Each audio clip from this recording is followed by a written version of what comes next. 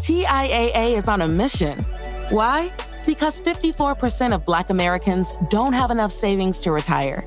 So in collaboration with big-name artists like Wyclef Jean, TIAA released Paper Right, new music inspiring a new financial future.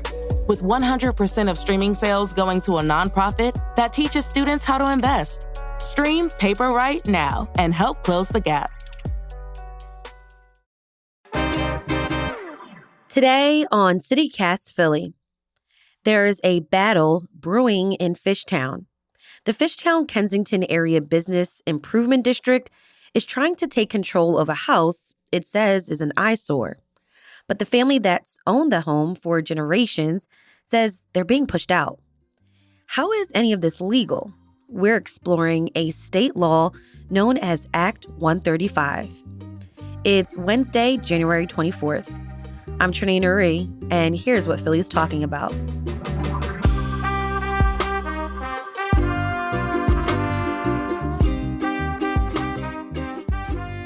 Samantha Malamed, investigative reporter for the Philadelphia Inquirer. You recently wrote about the battle over a family row home on Frankfort Avenue. Can you describe the house and the neighborhood that it's in? Yeah, so the house belonged to the Pomeroy family, and they've been in the house for, I think, at least since the 1970s. And it's just an ordinary Philadelphia row house with a big side yard that, in sort of like the typical condition that you see a lot of Philadelphia row houses in. It's not in great shape, but it's not falling down either. It does need some rehab. And the yard is fenced in, but I'm told there is a car that has a tree growing through it there. And so this house has basically stayed unchanged over the years as Fishtown has completely transformed around it from this very working class, relatively low income community to a really extremely gentrified community with a lot of restaurants and cocktail bars, high-end hotels, and pretty affluent residents. Samantha, you reported that the Pomeroys fell on hard times, and that's threatening their ability to keep control of the home. What happened? So Lindsay Franklin, who is the granddaughter of the original owners, described to me that her aunt, Denise Pomeroy, was living there for years by herself. And a few years ago, Denise had a fall. She collapsed on the front steps, and it turned out she had pretty advanced diabetes, and she had lost the use of her legs. And so she had to go into a skilled nursing or rehab facility. And that's where she'd been for the past several years. So, the family was trying to take care of the home. It was cited by the Philadelphia Department of Licenses and Inspections as unsafe. But the family brought in a contractor, they put on a new roof, and the contractor said that, the things that L&I had flagged, that they were not structural. And so the family thought that they sort of had time to figure it out, and they wanted to give Denise time to potentially come home if that's what was going to happen. And she, unfortunately, later passed away. Yeah, she passed away just this past December. So the family experiences a loss in their family. They're trying to make the improvements on this home. But then there also is a conversation happening among the Fishtown Kensington Area Business Improvement District. This is a local neighborhood organization that is trying to take control of the home. How are they able to do that? So they're using something called Act 135, which is Pennsylvania's conservatorship law. It was enacted about 15 years ago. And then in 2014, lawmakers really weren't satisfied with how much it was being used. Right. So they really expanded the law to create more incentives and to change the rules around doing it. And basically what the law says is that if there's a property that has not been lived in for more than a year and meets some other qualifications as abandoned, and it's also blighted, which means that it is a nuisance or not fit for habitation or some various other criteria, then a nonprofit or a neighbor can come in and take over control of the property, bring it up to code with the authorization of the court, and then sell it. And in theory, the property owner will get whatever's left over, but first the conservator gets to pay off all their expenses, and they get to take up to a 20% cut of the sales price. Samantha, what was the intention of Act 135? The former state rep, John Taylor, who introduced the legislation expanding Act 135, described to me a property that was next door to his district office that was, attracting squatters and drug use and all sorts of illegal activity. And that was, just a constant source of like nuisance and embarrassment to him. And so his idea was that properties like that, neighbors should have some control and be able to help take those properties and put them back into some sort of productive use so that they don't have to bear the burden of that type of activity in their neighborhood. So what benefit is it for a neighborhood nonprofit to have control of these so-called abandoned homes?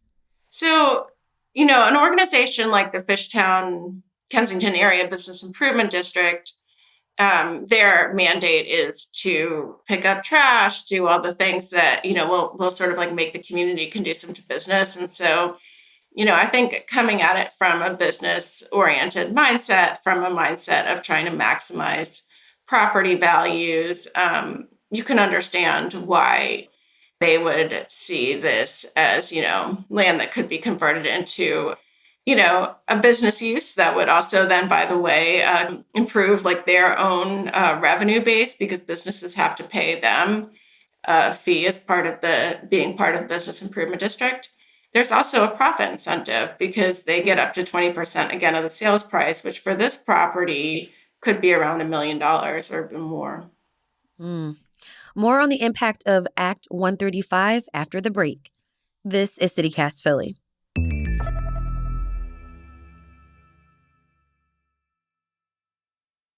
Crypto is like finance, but different.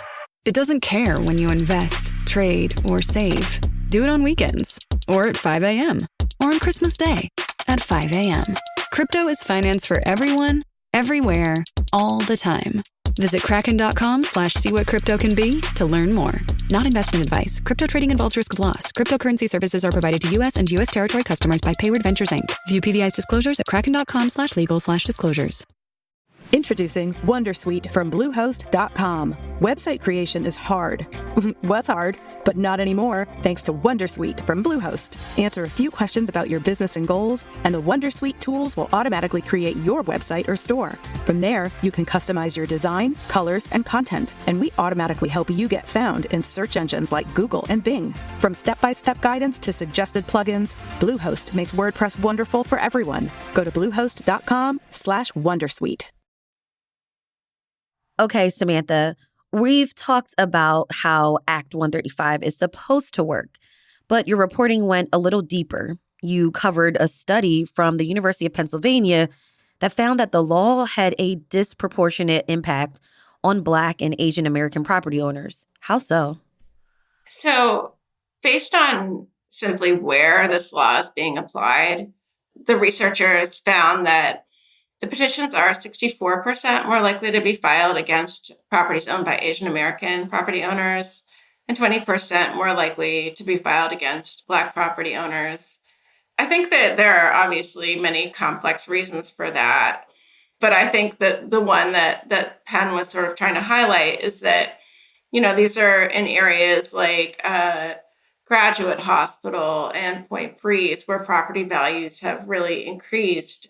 And there is so much financially at stake.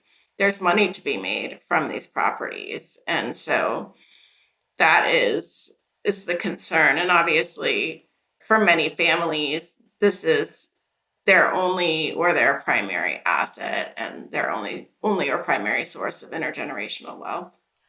You mentioned Graduate Hospital as another area where you might see Act 135 being enforced. Where else in the city is Act 135 maybe being used? So, I mean, it's kind of all over the city, but you see it a lot in Point Breeze, in Brewery Town, also in parts of West Philadelphia. There was a family I spoke with that they had been through a fire in their home, I think in sort of Pelton Village area in West Philly, and there was an Act 135 petition filed months later while they were still going through the process of dealing with their insurance company. And in that case, they were able to fend it off because the house was clearly not abandoned. But you see that kind of thing happening pretty regularly, where maybe there was a fire 2 years earlier and that family might still be like hoping to figure out a way to rebuild, but that is long enough to be considered abandoned under the Act 135 law. This seems all so interesting to me. And it seems like something like that is just like miscommunication. So it's like, if you're a neighborhood nonprofit, why wouldn't you just talk to me about my home or, just reach out to me? Are those type of conversations happening among these organizations and residents? It's hard to say because that was sort of probably if those conversations were happening, you wouldn't see the Act 135 petition. But like when you look at these petitions, one thing that surprises me is like these buildings aren't really in that bad shape. Maybe they need a new roof. Maybe they need new windows, like just to get them up to code. And I think that is sort of what a lot of critics are saying is like often people like need help and maybe not even that much help to be able to bring their properties into livable condition. But the way that the law is designed, it doesn't really like create an incentive to do that. Certainly there are properties that there's legitimate call for the use of this act where speculators are sitting on properties that, are just like decomposing, where neighbors' homes are being dragged down by collapsing property. Right. And I guess like from the perspective of the nonprofit, it's hard for them to know what the reasons and motivations are for the person who's letting a property, in their view, fall into disrepair. Interesting. Is there any movement or call to change how the state law works to protect families from losing control of their homes? I think that this is like a pretty new conversation. The use of the act has really increased in recent years, and I think as there's sort of like a growing number of people who say that the act is being used to used against them when it's really a matter of like people who don't have the money to keep up properties and all those other things that create challenges for people who have inherited homes but don't have a lot of like liquid capital. I think people are starting to push back on it, but I think that's like still a pretty early conversation, and I haven't seen any state lawmakers pick that up. Samantha, when will we know what's going to happen with the Pomeroy's house on Frankfort Avenue? The judge in this case set a subsequent hearing date that's set for May 15th. And I think my understanding is that the Pomeroys are, looking at whether there's an opportunity to settle the case before then, with the bid potentially by some sort of agreement to sell the property. Whatever happens, the property is not going to be, almost certainly not going to remain in the family's possession by the end of this. For Lindsay, who is the granddaughter of the original owners, she feels like it's like the neighborhood changed, their house didn't change. And she just feels like this is like a class warfare kind of thing. And I do think that's an important point because I don't think that their house would look out of place in a lot of neighborhoods in Philadelphia. They need help. They needed help, but bottom line is like, because it's in Fishtown, that feels like why this is happening. Samantha Malamed, investigative reporter for the Philadelphia Inquirer. Thanks so much for joining me on CityCast Philly.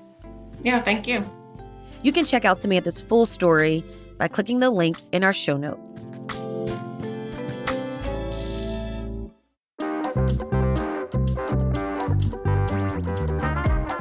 That's all for today here on CityCast Philly. Let us know what you think of this episode. Tell a friend, rate the show, leave us a review, and hit that subscribe button. Be sure to sign up for our morning newsletter, Hey Philly, to learn more about what else Philly's talking about. We'll be back tomorrow morning with more news from around the city. Bye.